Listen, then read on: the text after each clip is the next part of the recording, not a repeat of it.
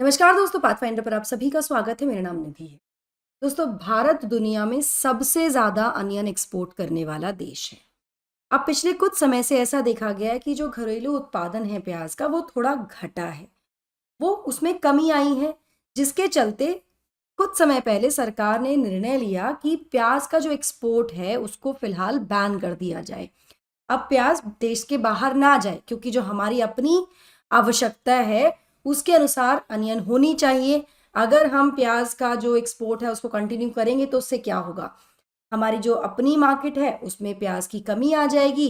प्याज कम होगा तो उसके रेट बढ़ेंगे, और रेट बढ़ते हैं तो हम सबको ही पता है कि जब इसका प्राइस हाइक होता है तो ये कितना प्रभावित करता है सरकारों को, ये कितना प्रभावित करता है आम जनता को। क्योंकि प्याज एक ऐसी कमोडिटी है जो लगभग सभी घरों में इसकी आवश्यकता होती है रोजमर्रा के खाना बनाने में। तो इसके प्राइसेस बढ़ने से प्रभावित होता है ना केवल घर का खाना, बल्कि देश की सरकार भी। और हमने देखा है पास्ट में कि प्याज के प्राइस बढ़ने की वजह से सरकारें गिरी भी हैं। ऐसे में हाल ही में सरकार ने डिसीजन लिया है कि जो बैन लगाया गया है उसको एक्सटेंड करने के बावजूद भी 5 देशों को प्याज एक्सपोर्ट किया जाएगा। तो क्या इसका मतलब ये है कि हमारे देश में जो अनियन प्राइसेस हैं वो बढ़ने वाले हैं, और घरेलू बाजार पर इसका क्या प्रभाव होगा, ये भी आज के सेशन में हम जानने का प्रयास करेंगे। शुरुआत करते हैं with the news. Despite ban, India allows onion export to 5 nations. So, India has allowed onion export to a few countries on priority in response to diplomatic requests. मतलब ये प्रायोरिटी से डिस्पाइट दिस बैन एक्सपोर्ट की जाएगी onion, क्योंकि diplomatic request in देशों से आई है। पर यहाँ मैं आपको बता दूं कि जैसा कि मैंने आपको बताया भी था कि हम जो हैं दुनिया में सबसे बड़े एक्सपोर्टर हैं प्याज के। तो ये जो बैन होगा ओवरसीज शिपमेंट का, वो अभी भी कंटिन्यू रहेगा बाकी सब देशों के लिए, except for the few request that we have got. ठीक है, बिकॉज जो आउटपुट रहा है पिछले 2 सालों से वो काफी कम रहा है, और आने वाले समय में भी ऐसा हो सकता है कि प्याज का जो खेती है या जो उसका उत्पादन है वो थोड़ा कम होगा, जिसकी वजह से बैन लगाया भी गया था। अगर इसके बैकग्राउंड को समझें तो जैसा कि मैंने आपको बताया कि जो एक्सपोर्ट बैन है इसको इम्पोज किया गया था दिसंबर 2023 में। क्यों? क्योंकि डोमेस्टिक सप्लाई में क्रंच आ गया था, कमी पड़ गई थी, और हमने 40% तक एक्सपोर्ट टैक्स भी लगा दिया था। उसके बावजूद भी हम प्याज के जो प्राइजेज हैं उनको कम नहीं कर पाए थे। देखो, सिंपल है, सिंपल डिमांड एंड सप्लाई है। डिमांड बढ़ रही है, डिमांड है किसी चीज की, अब उसकी अगर सप्लाई कम हो जाए तो क्या होगा, उसके प्राइजेस ऑटोमेटिकली बढ़ेंगे। अब हमने क्या किया, सप्लाई के लिए हमने जो बाहर जा रहा है प्याज उस पर 40% का टैक्स लगा दिया कि भाई टैक्स लगेगा, एक्सपोर्ट टैक्स। ठीक है, उसके बावजूद भी हम प्राइसेस को कंट्रोल करने में मतलब एक तरह से नाकामयाब रहे। जहां पर प्राइसेस जो है 100 रुपए प्रति किलो भी पहुंच गए थे कुछ सिटीज में। अब एक रोजमर्रा की जो यूज करने वाली कमोडिटी है, मतलब प्याज तो रोज ही सब्जियों में डलता है, रोज ही हमारे खाने का हिस्सा होता है, इसका प्राइस अगर 100 रुपए प्रति किलो पहुंच जाएगा तो it is a matter of concern, जिसकी वजह से बैन लगाया गया था। हाल ही में सरकार ने निर्णय लिया कि जो अनियन एक्सपोर्ट्स का बैन है उसको एक्सटेंड किया जाएगा टिल फर्दर ऑर्डर्स।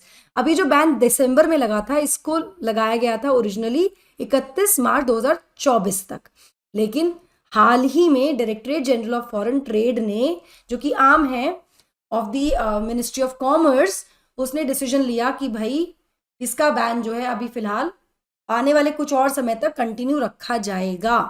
ठीक है, अब अनियन एक्सपोर्ट जो पॉलिसी है भारत की, उसमें काफी ज्यादा ऑल्ट्रेशन देखने को मिले हैं काफी इन पिछले कुछ महीनों में। इनिशियली जो बैन था अनियन एक्सपोर्ट पे वो इम्पोज किया गया था 31 मार्च तक, जैसा कि मैंने आप बताया। अब इस नोटिफिकेशन को एक्सटेंड भी कर दिया गया था कि भाई एक्सटेंशन भी आ गया है इसमें, आप इसको चलो फर्दर ऑर्डर्स तक इसको बैन को एक्सटेंड कर दिया जाएगा। लेकिन उसके बावजूद भी कुछ एक्सेप्शंस यहाँ पर अलाउ कर दिए गए हैं कुछ कंट्रीज को, उनकी रिक्वेस्ट को ध्यान में रखते हुए, और भारत के डिस्क्रिशन पर भी। कौन कौन से ये देश है वो भी आगे जानने का प्रयास करते हैं। जैसा कि आप यहाँ देख ही पा रहे हैं, तो फिलहाल भारत ने ग्रांट कर दिया permission of export of 50,000 ton of onion to Bangladesh, 550 ton Bhutan जाएगा, 3,000 टन बहरीन, 1200 टन मॉरिशस और 14,400 टन यूएई को भेजा जाएगा अनियन। ठीक है, इससे कहीं ना कहीं एक सिग्नल आया है कि जो ब्लैंकेट बैन अप्रोच थी भारत की, उससे एक डिपार्चर, उससे हम अलग हटे हैं।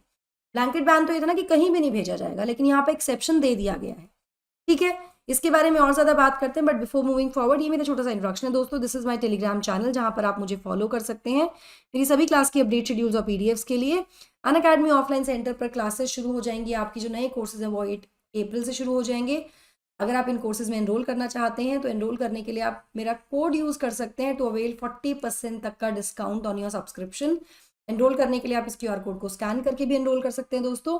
साथ ही मैं आपको बताना चाहूँगी कि यहाँ पर ना केवल आपको तैयारी कराई जाएगी यूपीएससी की, आपको और भी बहुत सारे बेनिफिट्स मिलते हैं, जैसे कि आपको मिलते हैं educated doubt solving session, one on one mentorship, current affair classes, free wifi and library facility. इस तरह के बहुत सारे फीचर्स आपको हमारे सेंटर्स पर मिल जाते हैं। करंट अफेयर का कैप्सूल कोर्स एक फिलहाल 2024 के प्रीलिम्स को ध्यान में रखते हुए हम लेकर आए हैं, जो कि ऑफलाइन ऑनलाइन दोनों ही मॉड्यूल में अवेलेबल होगा आपके लिए। 60 आवर्स का एक कोर्स होगा, जिसमें 24 से 25 लेक्चर्स लिए जाएंगे by our top educators like Anirudh sir and Chandramouli sir. इसमें पूरे एक साल भर का करंट अफेयर आपको कवर कराया जाएगा। कोई भी जानकारी के लिए आप इस लिंक को क्लिक कर सकते हैं या फिर आप सेंटर विजिट कर सकते हैं ऑन द गिवन एड्रेस। चलिए, अब जैसा कि मैं आपसे बात कर भी रही थी अबाउट अनियन, अनियन काफ़ी वॉलेटाइल कमोडिटी है, जिसका सप्लाई जो है वो समर में ऑलरेडी लीन सीजन होता है, वहां पर थोड़ा कम हो जाता है।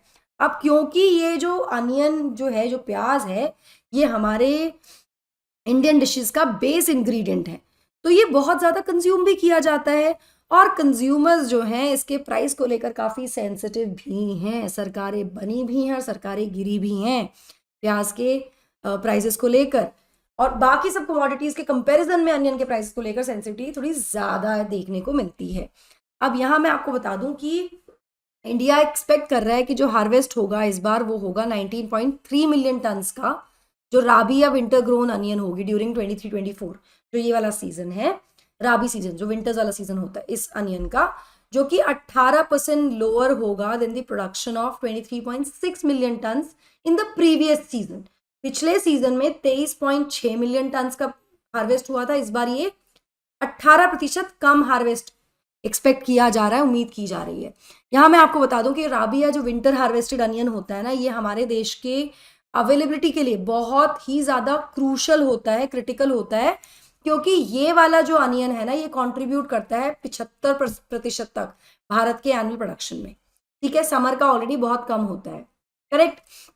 यहाँ पे ये इसलिए भी क्रूशल है क्योंकि ये कहीं ना कहीं ये वाला जो प्याज है जो इस समय आता है वो पूरे साल भर अवेलेबल होता है, क्योंकि इसकी जो शेल्फ लाइफ होती है कंपेयर टू खरीफ या समर अनियन ज़्यादा होती है, तो इसको सप्लाई मतलब इसको स्टोर भी किया जा सकता है सप्लाई के लिए नवंबर दिसंबर तक, काफ़ी लंबे समय तक ये चल जाता है। ठीक है, अब सरकार क्या कर रही है? सरकार ने ऑलरेडी, क्योंकि ऑब्वियस सी बात है जब हम एक्सपोर्ट भी कर रहे हैं, ऑलरेडी हम कह रहे हैं कि हार्वेस्ट कम होगा तो प्राइजेस बढ़ सकते हैं, और देखिए इलेक्शन का समय है तो सरकार थोड़े डिसीजंस तो ऐसे लेगी जहां पर प्राइस को कंट्रोल करने का, मैनेज करने का प्रयास किया जाए, जिसके लिए यूनियन गवर्नमेंट ने ऑलरेडी जो अनियन प्रोक्योरमेंट है फार्मर से वो शुरू कर दिया है 1 अप्रैल से, और ये किया जा रहा है मार्केट रेट्स पर, ताकि एक इमरजेंसी रिजर्व जो है 5 लाख टन ऑफ अनियन का उसको तैयार किया जा सके 24-25 के लिए। इसके लिए दो स्टेट बैक्ड जो फूड एजेंसीज हैं, एनसीसीएफ एंड एनएफईडी, उनको ये जिम्मेदारी दे दी गई है कि आप जो है बफर रिक्वायरमेंट जो भी हमें अनियन चाहिए 5 लाख टन का, उसको क्या कीजिए, इकट्ठा करना, प्रोक्योर करना शुरू कर दीजिए। ठीक है, नाउ ये दोनों काम कैसे करेंगी दोनों एजेंसीज? तो ये दोनों एजेंसी 2-3 तरह से काम करती हैं। ना केवल ये सपोर्ट करती हैं फार्मर्स को, बल्कि ये प्राइस बैलेंस करने में मदद करती हैं।